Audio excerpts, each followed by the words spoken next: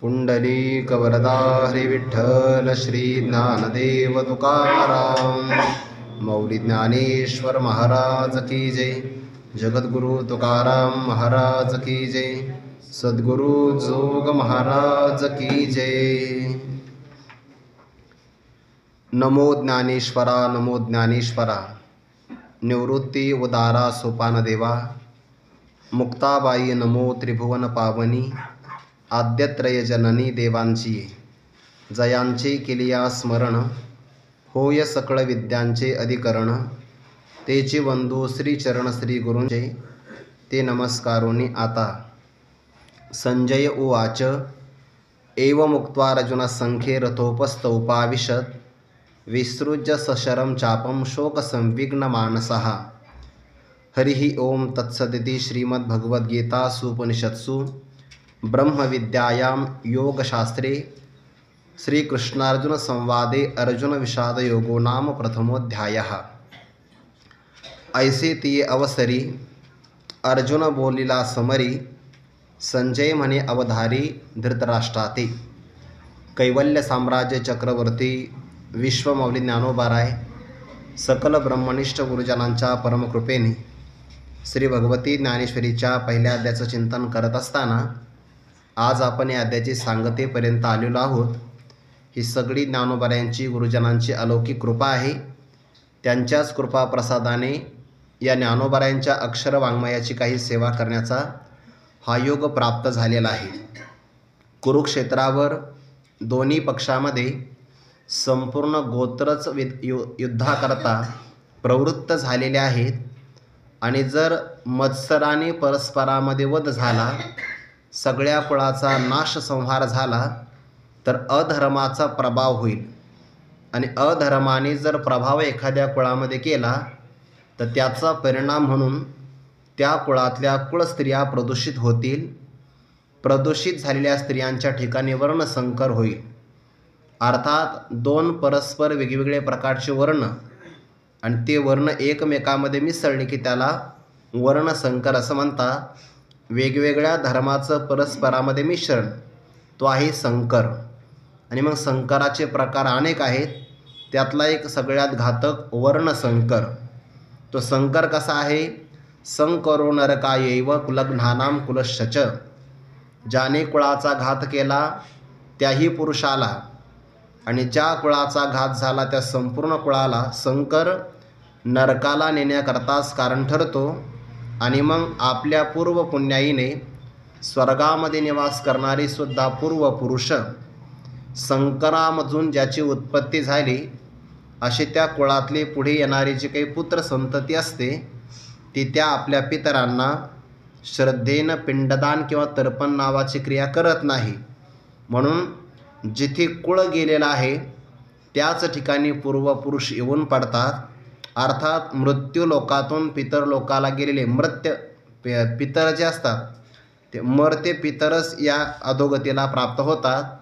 आजान नावाचे जे काही पितर आहे ते मात्र अधपतनाला प्राप्त होत नाही किंवा जिवंतपणामध्येच ज्यांनी आपल्या कुटुंबाचा मोह सोडलेला आहे, जे आसक्तीतून मुक्त झाले आहे किंवा ब्रह्मज्ञान संपादन करून जीवनमुक्त अवस्था जे भोगतात त्यांना मात्र ही गती प्राप्त होत नाही। पण ज्यांनी कुटुंबाशी आसक्ती मोह काही ना काही संबंध ठेवलेला आहे त्यांना मात्र ही गती प्राप्त होते। एकदा हा वर्णसंकर निर्माण झाला की या दोषापासून अनादी कालापासून चालत आलेले जातीधर्म किंवा कुलधर्म समूळ यांचं उच्चाटन होतं। ज्याने याचं उच्चाटन केलं आहे त्याला निश्चित नरकाची प्राप्ती होते, पण ती किती काळापर्यंत होईल सांगता येत नाही। ज्ञानोबा म्हणतात कल्पांतीही उकल नाही। ब्रह्मदेवाच्या एका दिवसाचा पूर्णतया नाश झाला त्याला कल्पांत असं म्हणतात। एवढा प्रचंड कालावधी निघून गेला तरीसुद्धा नरक प्राप्ती झालेल्या पितरांचा त्या नरकातून सुटण्याचा काही उपाय दिसत नाही। आम्हाला मात्र आश्चर्य वाटतं आहे, खंत किंवा खेदही वाटतो आहे की बाकीचे असणारे कौरव राज्याच्या लोभामुळे अंतःकरण झाकल्यामुळे यातून काय काय दोष होतात हे पाहत नाही. आम्ही दोष पाहूनसुद्धा ज्या राज्यसुखाच्या लोभाने स्वतःच्या नातेवाईकांना मारण्याकरता प्रवृत्त झालो, आम्हालाच आमच्या आचरणाचं आश्चर्य वाटतं आहे आणि एकीकडे खेदही वाटतो आहे. खेद का वाटतो? स्वतःच्या हाताने स्वकीयांचा वध करायचा. आणि आश्चर्य का वाटतं? सगळं शास्त्र ऐकलेलं आहे, पण ऐकल्याप्रमाणे मात्र आचरण करत नाही, याचं आम्हाला आश्चर्य वाटतं आहे. मग निर्णय काय आहे? ज्या देहाकरता राज्यसुखाची आम्ही अपेक्षा करतो, मुळामध्ये तो देहच क्षणभंगूर आहे. मग क्षणभंगूर देहाच्या आनंदासाठी, विनाशी असणाऱ्या राज्याच्या प्राप्तीसाठी एवढं मोठं महान पातक करण्यापेक्षा मला तर प्रभू असं वाटतंय, जर या रणांगणामध्ये शस्त्र हातात धारण करणाऱ्या धृतराष्ट्रपुत्रांनी प्रतिकार न करणारा आणि शस्त्र हातात धारण न करणारा अशा मला जरी रणांगणामध्ये यांनी मारलं, ठार केलं, तर ही गोष्टसुद्धा मला अत्यंत कल्याणकारकच होईल. यामध्ये मला कोणत्याही प्रकारचा प्रतिकार करायचा नाही. इथपर्यंत आपण आलेलो आहोत. हा उपांत्य श्लोक आहे. आणि आता अंतिम श्लोकामध्ये संजयजी संपूर्ण वृत्तांत कथन करून या पहिल्या अध्यायाची सांगता करतात. संजय उवाच एवं उक्त्वा अर्जुनः संखे रथोपस्थे उपाविशत् विसृज्य सशरं चापं शोकसंविघ्नमानसः. संजय महाराज असं म्हणतात, एवं याप्रमाणे अर्जुनः उक्त्वा, अशा प्रकारे अर्जुन बोलले. कुठपासून बोलले? हे अर्जुनाचं जे वाक्य आहे ना, या वाक्याचा जर आपण विचार केला तर ऋषिकेशं तदा वाक्य मेदमाह महीपते सेनयोरुभयोर्मध्ये रथं स्थापय मेच्युत, इथपासून अर्जुनाच्या वाक्याला प्रारंभ झालेला आहे. अर्थात पहिल्या अध्यायाला पहिला श्लोक आहे धृतराष्ट्राचा. धर्मक्षेत्रे कुरुक्षेत्रे समवेता युत्सवः मामकः पांडवाश्चैव किमकुर्वत संजय. संजयाने उत्तर द्यायला प्रारंभ केला. उत्तर देता देता कुठपर्यंत आले? भीष्माचार्यांचा शंखनाद, पांडव पक्षातल्या लोकांचा शंखनाद, त्यांचा झालेला परिणाम आणि त्या परिणामाचं अवलोकन केल्यानंतर सगळे कौरव संग्रामाकरता सज्ज आहेत हे पाहिल्यानंतर अर्जुनाने पहिल्यांदा एक वाक्य भगवंताला वापरलं, सेनयोरुभयोर्मध्ये रथं स्थापय मेच्युत. हे अच्युत, दोन्ही सैन्यांच्या मध्यभागी माझा रथ उभा करा. आणि मग कुठपर्यंत? जोपर्यंत या महारथी वीरांचं मी अवलोकन करत नाही तोपर्यंत.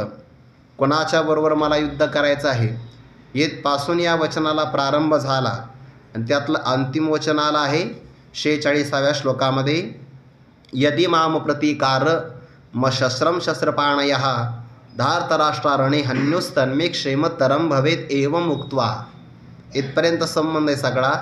अशा प्रकारचं अर्जुन शब्द वापरला बरं, कारण अर्जुन नावाचं व्यक्तिमत्वच आहे ना. अर्जुन शब्दामध्ये रुजुत्वात अर्जुनः, ज्याच्या मनामध्ये कोणत्याही प्रकारची गाठ नाही, म्हणजे थोडक्यात ज्याला मोकळे मन म्हणतात की नाही, ते हे मोकळं मन आहे. अर्जुनः, ज्याचं मन मोकळं आहे. आणि म्हणून सगळा अंतकरणातला आत्मनिवेदनाचा भाव प्रगट केला. प्रभो, मला काय काय वाटतं आहे, या सगळ्या दोषातून मला काय प्राप्ती होईल, तू जशी अंतराय होईल इतक्या मोकळ्या मनाने सांगितलं. जरी पुण्याचा ओलावा नाशी जाईल किंवा पाप प्राप्त झालं तर अनंत जन्माच्या साधनेतून मला प्राप्त तू झाला, दूर होशील, हे सगळं आत्मनिवेदन केलं आहे. मनामध्ये जो जो भाव आहे तो काही राखला नाही. आणि कोण मोकळं मन करू शकतं? जो अर्जुन आहे तोच मोकळं मन करू शकतो. म्हणून एवं अर्जुनः उक्त्वा, कुठं बोलले? रणांगणामध्ये, संखे रणांगणामध्ये बोलले. आणि यानंतर शोकसंविघ्न मानसः, सगळ्या नातेवाईकांचा आपल्याला वियोग प्राप्त होईल. विषयाच्या वियोगातून जे दुःख होतं त्याला शोक असं म्हणतात. आणि शोकामुळे ज्याचं चित्त अत्यंत उद्विग्न झालेलं आहे. आता ज्ञानोबारे वर्णन करतात, न धरत अश्रुपात आले. सावरता येत नाही असा आतमध्ये हुंदका आला. त्याचा परिणाम कंठ सद्गतीत झाला आणि दोन्ही नेत्रातून अश्रुपात प्रारंभ झाला. अश्रुधारा वाहू लागल्या. शोक संविग्न मानसः, ज्याचं अंतःकरण अत्यंत शोकाला प्राप्त झालं, मन शोकाला प्राप्त झालं की बाहेरी क्रिया प्रकट होत असतात. शोक संविग्न मानसः असं कोण आहे? अर्जुन नावाचं व्यक्तिमत्व. काय केलं? चापम सशरम. चाप म्हणजे धनुष्य आणि शरम म्हणजे बाण. स म्हणजे सहित, बाणासहित धनुष्य बाण विसृज्य टाकून दिला, सोडून दिला. बघा, डाव्या हातामध्ये गांडीव नावाचा धनुष्य होता आणि उजव्या हातामध्ये बाण होता. दोन्ही सोडून दिले. कुठं सोडले? रणांगणामध्ये. आणि रथोपस्थे उपाविशत, रथाच्या मध्यभागी किंवा रथाच्या उच्च भागावर जिथं रथी विराजमान होतात त्या ठिकाणी अर्जुनजी विराजमान झाले, बसले. म्हणजे निराश होऊन बसले. बरं, जे अगोदर संग्रामाकरता लीला धनुष्य उचलिले किंवा जे तयार झाले होते ते मात्र शोक संविग्न मानस झाल्यामुळे खाली बसले, हतप्रभ झाले किंवा ज्याला निरुत्साह असं म्हणतात. ज्ञानोबराने मात्र उडी घातली खाला रथोनी असं म्हटलं आहे. अर्जुनाने त्या रथामध्ये बसले असं नाही, इतका शोक अनावर झाला की रथातून खालीच उडी टाकली, जमिनीवर बसले. आता प्रभूचं कर्तव्य आहे की त्या अर्जुनाला भूमीवरून उठवायचं, रथामध्ये आरूढ करायचं आणि मग युद्धाकरता प्रवृत्त करायचं. हे सगळं कार्य परमात्मा करणार आहे. अशा प्रकारे हरी ओम तत्सदिती, ओम तत्सत हे भगवंताचे 3 प्रकारचे नाम आहे. या नामाचा उल्लेख केला तर कोणत्याही प्रकारची उणीव राहत नाही. आणि गीतेच्या प्रत्येक अध्यायामध्ये अशा नावाचा उल्लेख केलेला आहे. श्रीमद भगवद्गीता हे उपनिषद आहे, ब्रह्मविद्या प्रतिपादन करणारं योगशास्त्र आहे. आणि यामध्ये भगवान श्रीकृष्ण परमात्मा भक्तराज अर्जुन यांच्या संवादातून निर्माण झालेला अर्जुन विषाद योग नावाचा हा प्रथम अध्याय सांगतेला प्राप्त होतो आहे. यावर आता ज्ञानोबाराय भाष्य करतात. ऐसे ती अवसरी अर्जुन बोलिला समरी, संजय म्हणे अवधारी धृतराष्ट्राते. ज्ञानोबाराय संजयाला या ठिकाणी धृतराष्ट्राच्या संवादामध्ये मनातला काय भाव आहे तो प्रगट करून सांगण्याकरता प्रवृत्त करतात. अर्थात या श्लोकामध्ये तर स्पष्ट संजय उवाच आलेलंच आहे, पण ज्ञानेश्वरीमध्ये अशी बरीच ठिकाणं आहे जिथे श्लोकामध्ये संजय उवाच आलेलं नाही, पण ज्ञानोबाने मात्र संजय यांचा संबंध घेतलेला आहे. 9व्या अध्यायामध्ये अमृताचा पाऊस वर्षाला की हा येत असो तूच गेलासी जी या गावा, संजयाला आणलेलं आहे ज्ञानोबारायांनी. किंवा 10व्या अध्यायाच्या समाप्तीला सुद्धा हा जीवी धडसा आहे मी म्हणे तव आतही आंधळा असं म्हणून संजयाचा उल्लेख केलेला आहे. ठिकठिकाणी ज्ञानोबाराय संजय नावाचं पात्र ज्ञानेश्वरीमध्ये आणतात. त्याचं कारण काय आहे? ज्ञानोबारायांचं संजयावर प्रेम आहे असं वैकुंठवासी गुरुवारी घुलेबाबा म्हणायचे. बुवा, ज्ञानोबारायांचं संजयावर प्रेम आहे का? संताचं संतावर प्रेम असतंच, भक्ताचं भक्तावर प्रेम असतंच की नाही. ज्याने राग द्वेष चांगल्या प्रकारे जिंकले, सम्यक जितवान, त्याला संजय असं म्हणतात. ज्याच्या मनात सरळ भाव आहे त्याला अर्जुन असं म्हणतात. हे दोन्ही ज्ञानोबारायांच्या आवडीचे आहे. म्हणून संजय काय म्हणतात ते सांगतात. ऐसे अशा प्रकारे ती अवसरी, अवसरी म्हणजे प्रसंग, त्या समयाला. कोणता समय आहे बरं? हा युद्धाचा प्रसंग आहे. रणांगणावर कुरुक्षेत्रावर दोन्हीही कौरव आणि पांडवांच्या पक्षामध्ये नातेवाईक समोरासमोर आलेले आहे. कोणत्याही क्षणाला युद्धाला प्रारंभ होऊ शकतो. आणि अशा प्रसंगामध्ये समरांगणामध्ये अर्थात रणांगणामध्ये अर्जुन बोलिला. अर्जुन काय बोलले?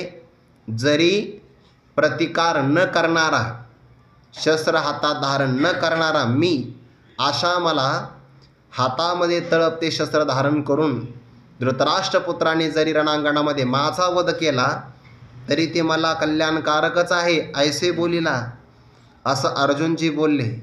आणि मग या वाक्याचा धृतराष्ट्राला खूपच आनंद झाला असेल. का बरं? धृतराष्ट्राला माहिती आहे, जर अर्जुनजी पांडवांच्या पक्षातून निघाले तर पांडवांना जिंकून घेण्याकरता आपल्याला वेळ लागणार नाही.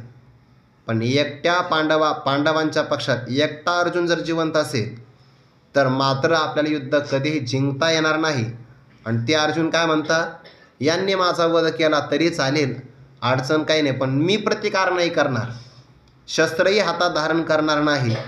संजय म्हणे अवधारी धृतराष्ट्राते. संजय म्हणतात धृतराष्ट्राते अवधारी, चांगला ऐका लक्षपूर्वक. तुम्ही म्हटले होते ना मामका पांडवाश्चैव किम कुर्वत संजय, ते माझे आणि पंडूचे पुत्र एकत्र झाले, ते तर पंडूचे आणि माझे काय करीते झाले, असं तुम्ही मला विचारलं की नाही? ते विचारलं म्हणून मी सांगतो आहे. काय झालं? अर्जुनाने शस्त्र टाकलंय म्हणे.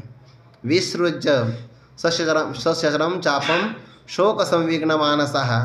आता अर्जुनाला झाला शोक, अर्जुनाचं अंतःकरण झालं उद्विग्न, पण याचा आनंद धृतराष्ट्राला मनात झालेला आहे. का? समोरच्या दुःखामध्ये सुद्धा काही काही लोकांना आनंद वाटतो बघा.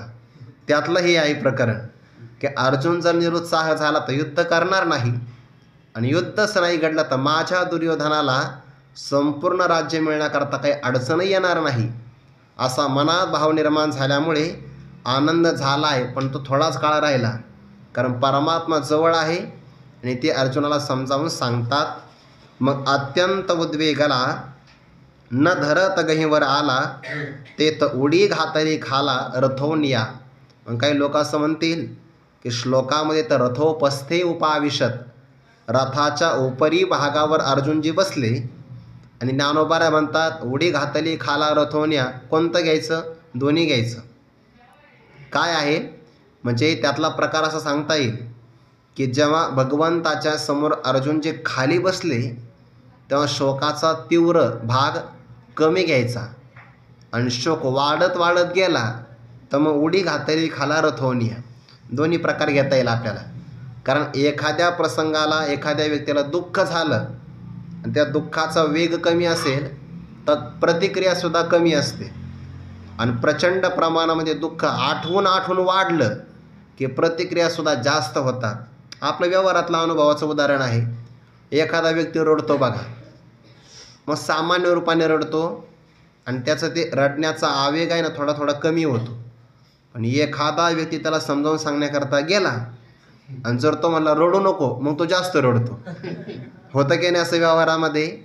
म्हणजे त्याला दखल घेण्याकरता कोणी आलं त्याला असं वाटतं वा आता आपण रडतो याची कोणीतरी दखल घेतली आहे, जास्त प्रमाणात तो रडतो की नाही. म्हणजे दुःखाचा आवेग वाढला की त्याची क्रियासुद्धा वाढते. तसं शोक संविघ्न मानसः अगोदर रथावरच विराजमान आहे, पण आवेग वाढल्यामुळे ज्ञानोबाऱ्या म्हणतात उडी घातले खाला रथोनिया. पण केव्हा? शब्द तसा आलाय बघा ओवीमध्ये. मग उद्वेगाला असा नाही शब्द, अत्यंत उद्वेगाला. जर केवळ उद्वेगाला शब्द असता तर ज्ञानोबाने अर्जुनाला रथावरच ठेवलं असतं. पण अत्यंत उद्वेगाला ना, जास्त प्रमाणामध्ये वेग झाला दुःखाचा, शब्द तसा आहे ना, म्हणून न्याय द्यावा लागेल शब्दाला. मग अत्यंत उद्वेगाला, अतिशय उदास झाला बघा. युद्धासाठी उत्साह लागतो, युद्धासाठी उद्वेग चालत नाही, उत्साहच लागतो कोणत्या पण कार्यासाठी.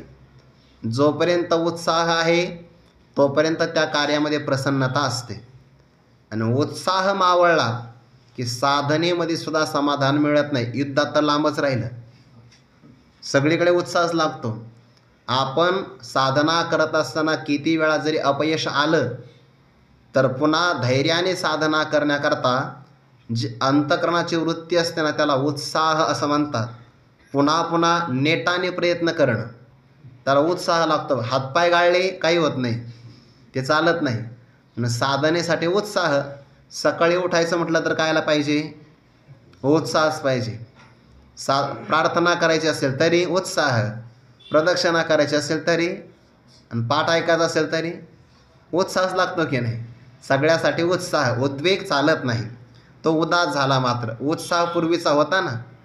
लीला धनुष्य उचलिले, संभ्रमे सेने दिठी घाली तसे हा जो उत्साह पूर्वी होता तो मावळला. मग अत्यंत उद्वेगाला न धरत गहीवर आला. धरणे म्हणजे आवरणे आणि न धरत म्हणजे जो आवरता येत नाही त्याला म्हणतात न धरत.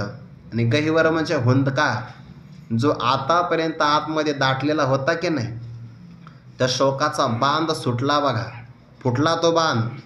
तो हुंदका हृदयातून कंठामध्ये आला आणि परिणाम असा झाला न धरत गहीवर आला. ते तर उडी घातली खाला रथोन्या. किती उत्साह मावळलेला असेल आणि उदासीनतेची किती पराकोटीची भावना असेल. म्हणजे शस्त्र अस्त्र तर टाकलेलेच आहे, पण ज्या रथावर आपण विराजमान आहे त्या रथात सुद्धा विराजमान व्हायचं नाही, रथातून खाली उडी टाकली आहे. म्हणजे शोकाचा अनावर भाव दाखवलेला आहे, इतका पराकोटीचा भाव. आणि अर्जुन जी काही सामान्य व्यक्ती नाही ना, जेने संग्रामी हरजिंतेला निवात कवचांचा ठाव फेडिला, तो अर्जुन मोही कवळीला क्षणा माझी असा पराक्रमी असणारा अर्जुन. पण शोक संविग्न झाल्यामुळे म्हणजे मनुष्याचं मन जर शोकाविष्ट झालं तर त्याचा पराक्रमसुद्धा त्याला पराक्रम गाजू देत नाही. म्हणजे इतकं शोक अनावर असतो. जो व्यक्ती मनाने धैर्यवान असतो तो कोणत्याही प्रसंगामध्ये टिकून राहू शकतो. पण मन जर एखाद्याचे उद्विग्न झालं आणि आपण किती प्रयत्न केले तर त्याला उत्साह मात्र प्राप्त होऊ शकत नाही. ते तर उडी घातली खाला रथोनिया. रथावरून खाली म्हणजे भूमीवर कुरुक्षेत्रावर उडी टाकून दिली.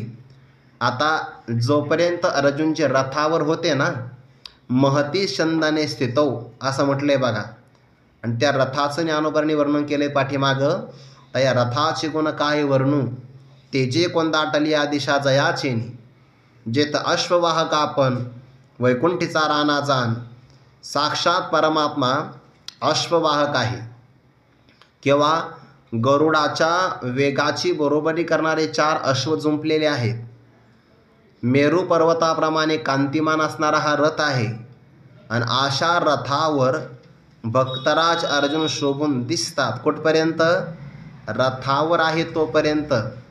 पण आता अर्जुन जे निस्तेज झाले आणि ते निस्तेजता दाखविण्याकरता ज्ञानोबरांनी उडी घातली खाला रथोन्या. रथावर असते तर फक्त युद्धाकरता प्रवृत्त झाले नसते, फक्त शस्त्र टाकले असते. पण निस्तेजपणा दाखविण्यासाठी ज्ञानोबा म्हणतात रथावर विराजमान आहे तोपर्यंत तेजस्वी आहे.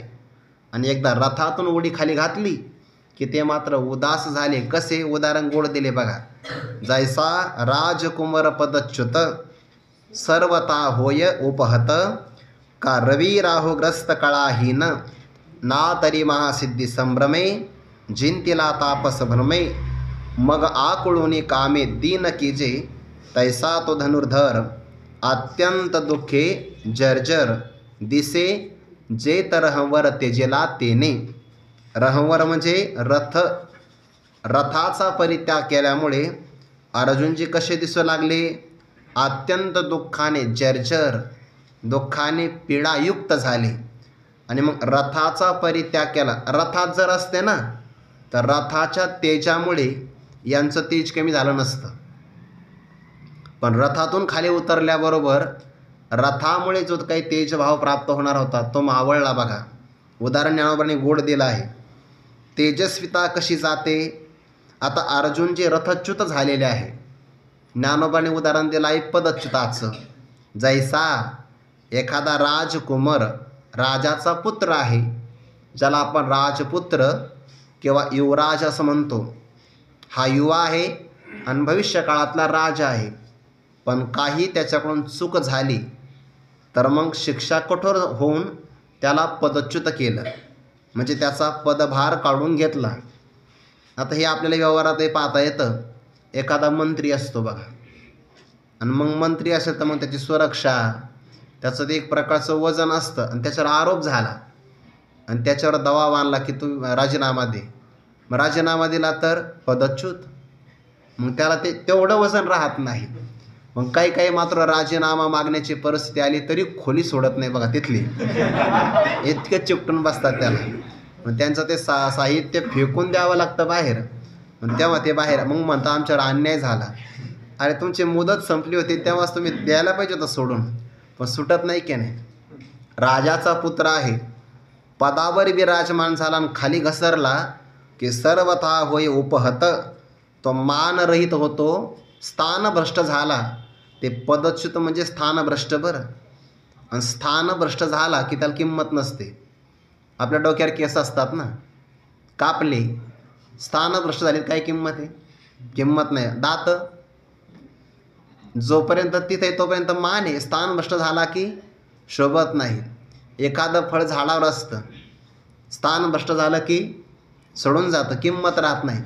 तसं व्यक्ती जोपर्यंत आपल्या स्थानावर विराजमान आहे तोपर्यंत त्याला किंमत आहे. स्थानभ्रष्ट झाले की शोभत नाही. स्थानभ्रष्टानं शोभनते, ते शोभत नाही बघा. मग कोणी का असे ना, ते उदाहरण देता येईल भागवतामधलं ध्रुवबाळ. एक अंगाने फक्त उदाहरण घ्या, सर्वांगाने काही दृष्टांत घ्यायचा नसतो. मग ते आपला सावत्र भाऊ आपल्या वडिलांच्या मांडीवर बसला आहे. उत्तान चरणाची या बाळा काय ध्रुवपदी चाळ. असा ऐसा वनवासी या सकळा देता एक चितू धसाळा. उत्तान चरणाची या बाळा काय ध्रुवपदी चाळ. तो वना आला याची लागी जे बैसावे पित याची वसंगी. की तो चंद्र सूर्यादिकाम परिश जगी श्लाघ्य केला. त्याने पाहिलं की आपला सावत्र भाऊ आपल्या वडिलांच्या मांडीवर बसलेला आहे, मग आपणही बसावं. गेला. आता वडिलाला तर मोह होता, पण त्या सावत्र म्हणजे दुसरी पत्नी सुरुची तिचा धाक होता. त्यामुळे इच्छा असून सुद्धा त्याला ध्रुव बाळाला जास्त वेळ काही ठेवता आलं नाही. पण ध्रुव बाळ वडिलांच्या मांडीवर जाऊन बसले आणि तेवढ्यात त्या सावत्राईनं पाहिलं आणि ध्रुव बाळाला ढकलून दिलं. जैसा राजकुमार पदच्युत सर्वता होय उपहत. त्या राज दरबारामध्ये एकाची पण हिंमत नाही झाली की ध्रुव बाळाची बाजू घ्यावी म्हणून. आणि मग सगळीकडे त्यांचे उपहत मानरहित अवस्था झाली की नाही. क्षत्रियाचा मुलगा आहे, क्षत्रिय पुरुषाला सगळं सहन होतं, फक्त अपमान नाही सहन होत. संभाविता निस्तेज न जिरे जेवी संभावित शचा कीर्तीर मरणादतिरिच्यते. त्यामुळे त्यांना ते आवडलं नाही. आईकडे आले, आईने सांगितलं बाळा. सावत्राई काय म्हटली? सावत्राई म्हटली जर या पदावर तुला बसायचं असेल म्हणजे वडिलांच्या मांडीवर, तर वनात जा, तपश्चर्या कर, देवाकडून वरदान मागून घे आणि माझ्या उदरी जन्माला ये. म्हणजे कोणाच्या? सावत्राईच्या. खऱ्या आईने सांगितलं तसंच करतो, जा वनामध्ये. म्हणून ती ध्रुवबाळाची आई आहे. म्हणजे सावत्राईचे शब्दसुद्धा शब्दशस्त्रे झाले क्लेश संती मानावा उपदेश. ते वनात गेले, प्रभूची आराधना 6 महिन्यामध्ये केली आणि पितयाची अवसंगी नाही चंद्र सूर्यादिकाम परिश जगी श्लाघ्य केला. आता हे नंतर पद प्राप्त झालं, पण दरबारामध्ये जैसा राजकुमार पदच्युत सर्वथा होय उपहत. दुसरं उदाहरण दिलं का रवी राहुग्रस्त कळाहीन. कळाहीन म्हणजे ज्याची कला म्हणजे तेज, आणि कलाहीन म्हणजे निस्तेज. कळेनं संपन्न कोण आहे? आज पौर्णिमा आहे बघा, आज चंद्र कलेनं पूर्ण संपन्न आहे. मग अलिंगेला पौर्णिमा जैसी उनी व सांडे चंद्रमा. तो चंद्रमा आज पूर्ण आहे, पण एरवी मात्र चंद्राच्या आणि सूर्याच्या मागं ग्रहण लागलेलं आहे.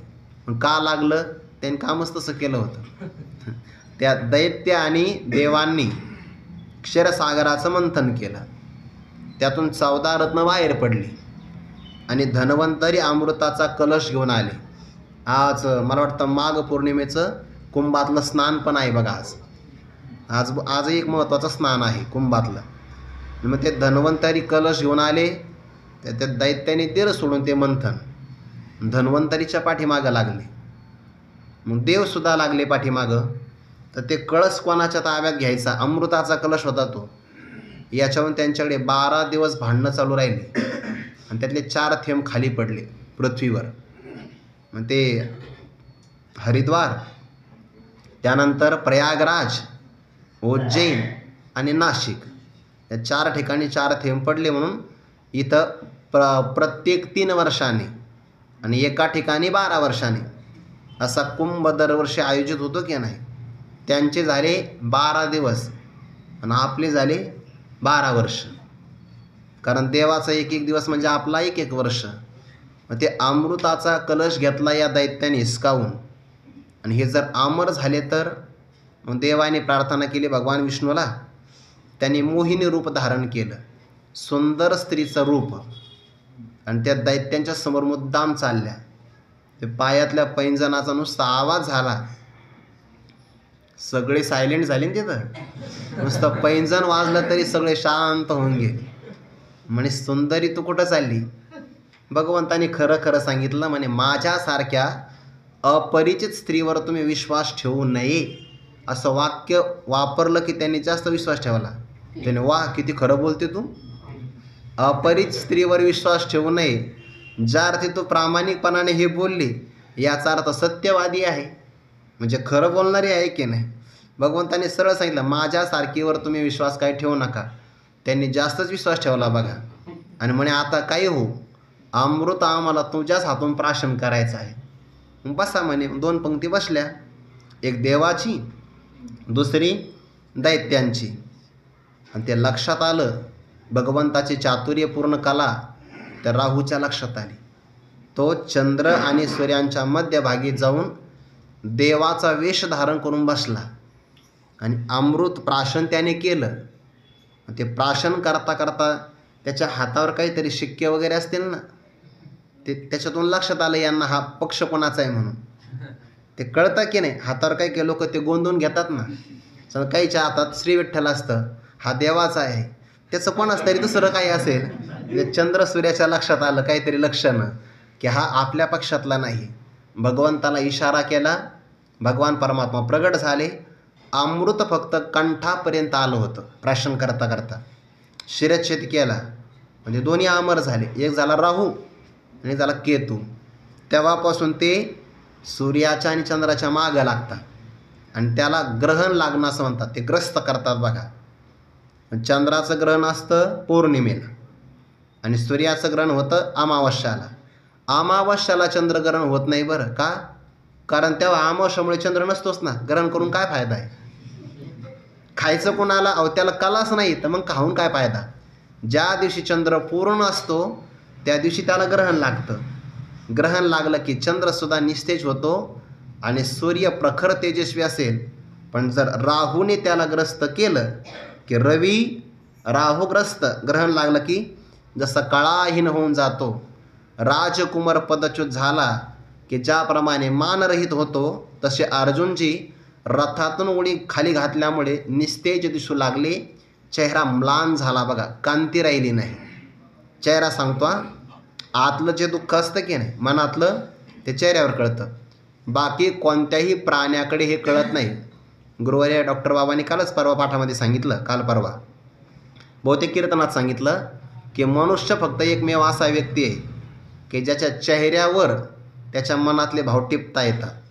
त्याला मराठीमध्ये म्हणजे काल चैतन्य महाराजांच्या भाषेमध्ये मराठीमध्ये त्याला बॉडी लँग्वेज म्हणतात. ऐका, ते चेहऱ्यावरून त्याला कळतं, चेहऱ्यावरून कळत असतं ते, असं अर्थ. तिसरं उदाहरण, ना तरी महासिद्धी संभ्रमे जिंतीला तापस भ्रमे मग आकुळूनी कामे दीन किजे दीन रंक दुबळा किंवा निस्तेज केला जातो. उदाहरण दिलं आहे, एखादा साधक तापस म्हणजे तपस्वी आहे बघा, आणि मग तप केलं की सिद्धी प्राप्त होतात. भागवतामध्ये 11व्या स्कंदामध्ये बहुतेक 15वा अध्याय असेल, 15वा किंवा 14वा, मला अध्यायाचा संख्या क्रमांक नाही लक्षात येणार आता, पण सिद्धी प्राप्त होतात बघा. तिथं असं म्हटलं आहे, जितेंद्रियस्य युक्तस्य जितश्वासस्य योगिनः मयी धारयतश्चेतः उपतिष्ठन्ति सिद्धयः. 3 कारणं सांगितली. ज्याने आपल्या इंद्रियाला जिंकून घेतलेला आहे, ज्याने श्वासावर विजय मिळवलेला आहे आणि परमात्म स्वरूपाला ज्यांनी आपल्या अंतःकरणात धारण केलं आहे, अशा पुरुषाच्या समोर सगळ्या प्रकारच्या सिद्धी जवळपास उभ्या राहतात. उपतिष्ठन्ति सिद्धयः, सगळ्या प्रकारच्या सिद्धी तिथे विराजमान होतात. सिद्धी विराजमान होतात, त्या सिद्ध जवळ येतात. सिद्धी त्या इकडं बघा, सिद्धी जवळ येतात सगळ्या. तर भागवतामध्ये 5 क्षुद्र सिद्धी सांगितल्या. हे भूत भविष्य वर्तमान कळणे ना, या क्षुद्र सिद्धी आहे. त्यानंतर गुणामुळे मिळणाऱ्या 10 सिद्धी सांगितल्या आणि महत्त्वाच्या असणाऱ्या अष्टमहासिद्धी सांगितल्या. पण या सिद्धी लागल्या की त्याच्या मागं प्रसिद्धी लागते. आणि नाथ महाराजांनी म्हटलं आहे हरिपाठामध्ये, सिद्धी लावी पिसे कोण तया पुसे. भगवंताकडे निघाला आत्मसिद्धी करता तर मध्यंतरी सिद्धी प्रतिबंध करतात. बघा, अष्टमहासिद्धीचा कोण आला पाढ. सिद्धी म्हणजे सामर्थ्य, अनिमा, महिमा, लघिमा, गरिमा, प्राप्ती, प्राकाम्य, ईशित्व आणि वशित्व. अष्टमहासिद्धी. अनिमा, अनुप्रमाणे लहान व्हायचं. महिमा, मोठं व्हायचं. लघिमा, हलकं व्हायचं. गरिमा, वजनदार व्हायचं. 4 झाल्या. प्राप्ती, इंद्रियांच्याद्वारे इंद्रियांच्या अधिष्ठात्री देवतेचं दर्शन करायचं. प्राप्ती. प्राकाम्य म्हणजे जे आपण ऐकलं आहे आणि जे आपण ऐकलं पण पाहिलं नाही अशा वस्तूचं दर्शन करणं, याला प्राकाम्य किंवा प्राकाश्य असं म्हणतात. ईशित्व, नैसर्गिक शक्तीवर प्रभुत्व संपादन करणं. आणि वशित्व म्हणजे सगळ्या विषयामध्ये आसक्त न होणं. गुणेश्व संगा हा वशिता असं म्हटलं आहे. हे सगळ्या सिद्धीचे प्रकार भागवतामध्ये आलेले आहे. आणि एखादा महासिद्धी, आता तप केलं ना, भक्ती केली, योगाची साधना केली, तया महेंद्रादिपदे करिताती वाटवदे रिद्धी सिद्धीचे द्वंद्वे पडून ठाती. हे सगळे त्याला आडवे येतात बघा, जाऊ देत नाही परमात्म्यापर्यंत. म्हणून आपली जर जास्त प्रसिद्धी झाली लोकांमध्ये तर समजून घ्यावं सिद्धी आली आपल्याला. ते भगवत प्राप्ती करता अडचण आहे अडचण.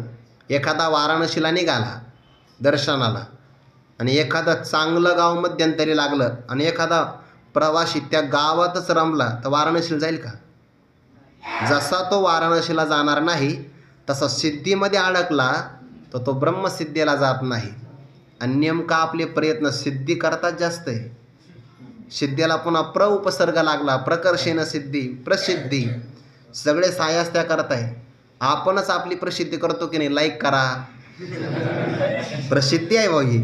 महासिद्धी संभ्रमे, मोठ्या सिद्धी जर प्राप्त झाल्या आणि त्याचा संभ्रम म्हणजे मोह निर्माण झाला तर मनुष्याला असं वाटतं यातच राहावं. हे लोक भावना म्हणतात ना, लोकवासना, यामध्ये रमला ना एकदा व्यक्ती त्याला बाकीचं काही वाटत नाही. क, का आणि की असे 3 शब्द आले ना, कनक, कामिनी आणि कीर्ती. 3 प्रतिबंध रामकृष्ण परमहंसांनी सांगितले. ते कनक म्हणजे सोनं सोडता येतं, कामिनी परित्याग करता येतो, पण कीर्ती फार कठीण आहे. म्हणजे आपल्यालाही असं वाटतं लोकांनी स्तुती केल्यावर, म्हणती हरीचा अवतार आम्हा लागी झाला स्थिर, चिरंजीवपद वाचा म्हणजे लक्षात येईल. आपल्याला असं वाटतं की आपला उद्धार राहिला बाजूला आणि यांच्याकरताच आपलं आगमन झालेलं आहे. जिंतेला तापस भ्रमे, अगोदर वैराग्ययुक्त असतो पण सिद्धीमुळे त्याची प्रसिद्धी झाली की मग त्याला असं वाटतं हेच परमार्थाचं फळ आहे. म्हणून मोठी माणसं आपली साधना प्रगट करत नाही. चातुर्य लपवी, महत्त्व हरवी, पिसेपण मिरवी आवडोनी, जगे अवज्ञाची करावी, संबंधी सोयीची न धरावी, ऐसी ऐसी जीवी चाड बहु. हे फार महत्त्वाचं आहे. आणि म्हणून ते सिद्धीच्या पाठीमागं लागत नाही. पण एखादा तपस्वी विवेकी नसेल तर मग काय होतो, जिंकला जातो बघा. ना तरी महासिद्धी संभ्रमे, जिंतेला तापस भ्रमे. तपस्वी जिंकला गेला की मग त्या सिद्धीमध्ये अडकतो. आणि मग जो अगोदर वैरागी होता ना, जो लोकांना जुमानत नव्हता, तोच नंतर लोकांच्या मागं लागतो. आणि मग लोक त्याला बरोबर आपल्या मार्गात आणतात. म्हणजे त्याचा कडकपणा, अशिस्तपणा राहू देत नाही. आणि मग त्यालाही लोकांप्रमाणे वागावं लागतं. म्हणून जोपर्यंत व्यक्ती स्वाभिमानी आहे तोपर्यंत तो स्वतःच्या वजनात राहतो. आणि एकदा तो जिंकला गेला सिद्धीमध्ये की मग आकळोनी कामे दीन कीजे.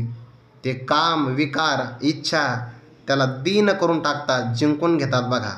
तैसा तो धनुर्धर अत्यंत दुःखी जर्जर. तशा प्रकारचा तो धनुष्य धारण करणारा भक्तराज अर्जुन अत्यंत दुःखे जर्जर दिसे, दुःखाने अत्यंत जर्जर झालेला आहे असा दिसे हे क्रियापद अलीकडे घ्यायचं. अत्यंत दुःखे जर्जर झाला असा दिसे, पण कुठं? जे तरहवर तेजेला तेने, ज्या ठिकाणी रथाचा परित्याग केला त्या अर्जुनाने त्या प्रसंगाला तो असा दिसू लागला. आणि परिणाम मग धनुष्य बाण सांडिले, न धरत अश्रुपात आले. पाठीमागे न धरत गहिवर आला होता, हुंदका आला होता, तो सावरता नाही आला. आणि आता न धरत अश्रुपात आले. दोन्ही पण गोष्टी सावरण्यासारख्या नाही बघा. जेव्हा जास्त भावना दाटतात तेव्हा त्या अशाच प्रगट होतात. आणि जर तो हुंदका नाही आला, अश्रुपात नाही आले, तर मग घात होऊ शकतो. म्हणून थोडीशी मोकळी पण जागा दिली पाहिजे. कधी कधी रडताही आलं पाहिजे, पण ते खरं असावं. खोटं तर कोणी रडतं हो, अभिनय तर कोणी पण करू शकतं ना. मग धनुष्य बाण सांडिले, धनुष्यही सांडलं, बाणाचाही परित्याग केला. न धरत अश्रुपात आले. पराक्रमी अर्जुन आहे, क्षत्रिय या म्हटलंय. म्हणजे हे अर्जुनाचं जे हृदय सांगत असताना ज्ञानोबराने असं म्हटलंय बघा पाठीमागं, हे दुर्धर अतिदारुण, जे वज्रापासून कठीण, दुर्धर अतिदारुण क्षत्रियाचं हृदय आहे. पण काय करावं, तयाऊने असाधारण स्नेह नवल. अशा अर्जुनाला सुद्धा रडण्याकरता भाग पाडणारा प्रसंग आहे. न धरत अश्रुपात आले, ऐसे राया वर्तले ऐक संजय म्हणे. संजय म्हणतात, राया अशा प्रकारचा प्रसंग तिथं झाला, ऐका. काय झालं? अर्जुनाला हुंदकाही आला आणि अश्रुपात सुद्धा प्रारंभ झाले. परमात्मा उपेक्षा करील का? नाही. आता म्हणजे अर्जुनाची ही अवस्था झाल्यानंतर काय झालं? आता हा शब्द अनंतरी अर्थाने आहे किंवा प्रारंभार्थाने. यावरी म्हणजे यानंतर. तो वैकुंठनाथ देखोणे सखेद पार्थ, कवने परी परमार्थ निरूपेल, ते सविस्तर पुढारी कथा, अतिस कौतुक ऐकता, ज्ञानदेव म्हणे आता निवृत्ती दास. इति श्री ज्ञानदेव कृत भावार्थ दीपिकायां प्रथमोध्यायः. श्रीकृष्णार्पणमस्तु. श्री सद्गुरु ज्ञानेश्वर महाराज चरणारविंदार्पणमस्तु. आता म्हणजे यानंतर किंवा प्रारंभार्थाने घ्या, कारण आता यावरी शब्द आला आहे ना. यावरी म्हणजे यानंतर. आता शब्दाचाही अनंतर्य आणि यावरी शब्दाचाही अनंतर्य असे दोनदा अर्थ घेता येणार नाही. आता म्हणजे ही घटना झाली, पुढं काय होणार आहे? प्रारंभ होणार आहे परमार्थाला. परमार्थ निरूपील हा प्रारंभ आहे. पण केव्हा? यावरी म्हणजे यानंतर. अर्जुनाची अशी शोकसंविग्न मानसः ही अवस्था झाल्यानंतर तो वैकुंठनाथ, यातून ज्ञानोबराने उल्लेख केला अर्जुनाचा ऐश्वर्य आहे बरं. अर्जुनाचं रडणं आहे. न धरत अश्रुपात आले, पण तो सामान्य जीवासमोर रडत नाही, तो रडतो आहे वैकुंठनाथाच्या जवळ. म्हणजे रडणं कोणाजवळ आहे? भगवंताच्या जवळ आहे. रडावं पण भगवंताच्या जवळ किंवा संत महापुरुषांच्या जवळ किंवा आपल्या श्रीगुरूंच्या समोर मनोभाव प्रकट करावा. बाकी इतर कोणाच्याही समोर रडण्यामध्ये उपयोग नाही. ते म्हणते तू काय रडतो, तुझ्यापेक्षा मी जास्त मोठ्याने रडतो, असं लोक म्हणतील की नाही. पण यावरी यानंतर तो वैकुंठनाथ हा शब्द पाठीमागे पण आलाय बघा एकदा. जेथ अश्ववाहक आपण वैकुंठीचा राणा जाण. आणि आताही शब्द आला की नाही, तो वैकुंठनाथ, वैकुंठ लोकाचा अधिपती श्रीकृष्ण परमात्मा. देखोनी सखेद पार्थ, सखेद म्हणजे दुःखयुक्त अशा अर्जुनाला पाहिलं. आणि पाहिल्यानंतर कवने परी, कोणत्या प्रकारे परमार्थ निरूपील, ते सविस्तर पुढारी कथा. कोणत्या प्रकारे परमार्थ, परमार्थ शब्दाचा अर्थ होतो तत्त्वज्ञान. पण शाब्दिक जर अर्थ आपण पाहिला तर परम म्हणजे श्रेष्ठ आणि अर्थ म्हणजे धन किंवा विषय. श्रेष्ठ विषय किंवा श्रेष्ठ धन त्याला परमार्थ असं म्हणतात. सरळ व्याख्या आहे. म्हणजे ज्या धनाचा विनाश होत नाही म्हणून परमार्थ महाधन, किंवा ज्या विषयाची एकदा प्राप्ती झाली की पुन्हा जन्म आणि मरणाला यावं लागत नाही. यद्गत्वा न निवर्तन्ते तद्धाम परम मम, असा जो परम विषय किंवा परम अर्थ म्हणजे धन, त्याला म्हणतात परमार्थ किंवा त्याला आपण तत्त्वज्ञान असं म्हणतो. आणि ते तत्त्वज्ञान भगवान श्रीकृष्ण परमात्मा कोणत्या प्रकारे निरूपण करतील ते सविस्तर पुढारी कथा, ते विस्तारयुक्त असणारी कथा पुढे आहे. याचा अर्थ काय झाला? या ओवीचा एक भाव असा होतो, भक्तराज अर्जुनाप्रमाणे जगतामध्ये जी जी माणसं शोकाला प्राप्त झालेली आहेत, दुःखग्रस्त झालेली आहे, त्यांना परमार्थाशिवाय पर्याय नाही.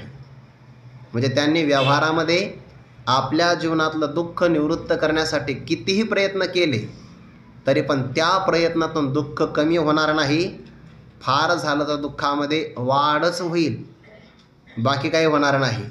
म्हणून ज्या व्यक्तीच्या वाट्याला परमार्थ आला आहे त्या व्यक्तीने आपल्या भाग्याचं वर्णन स्वतःच करावं, कौतुक करावं. दुसऱ्या व्यक्तीला तर याचं काही कौतुक करता येणार नाही. डॉक्टर बाबा सांगत असतात की नाही, परमार्थ काय सगळ्यांच्या वाट्याला येतो का? मनुष्याणां सहस्रेषु कश्चित् यतति सिद्धये यततामपि सिद्धानां कश्चिन्मां वेत्ति तत्त्वतः तैसे आस्तेच्या महापुरी रिगताती कोटीवरी परिप्राप्तीच्या पहिले तिरी विपाईला निघे. म्हणजे व्यवहारामध्ये प्रयत्न करणारे अनेक आहेत, परमार्थामध्ये प्रयत्न करणारे दुर्मिळ आहेत. अशा दुर्मिळ प्रयत्न करणाऱ्यांच्यामध्ये सुद्धा अनेक जण उड्या टाकतात, उडी टाकताना दिसतात. आस्थेच्या महापुरी रिगताती कोटीवरी, पलीकडच्या तीराला विपाईला निघे. ज्ञानोबांनी शब्द वापरत असताना असा वापरायला पाहिजे होता.